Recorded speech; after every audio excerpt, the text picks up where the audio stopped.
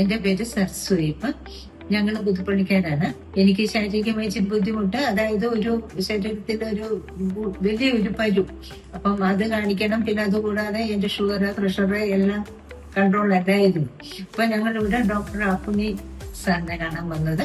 പുള്ളി രോഗങ്ങളെല്ലാം മനസ്സിലാക്കി വളരെ നല്ല സമീപനം, വളരെ മനുഷ്യന് ആശ്വാസം കിട്ടുന്ന രീതിയിലുള്ള ഒരു സമീപനം. ഡോക്ടറുടെ നിർദ്ദേശപ്രകാരം ഡോക്ടർ ജയേന്ദ്ര ബാബുവിനെ കണ്ടു.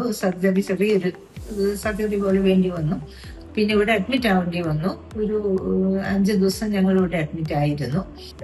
നെഫ്രോളജിസ്റ്റ് ഡോക്ടർ എബ്രഹാം സാറിന്റെ കണ്ണിന്റെ ആവശ്യം ഉണ്ടായിരുന്നു. സാറിന്റെ സമീപനവും നല്ല നമുക്കൊരു ആശ്വാസം തരുന്ന രീതിയിലുണ്ടായിരുന്നു.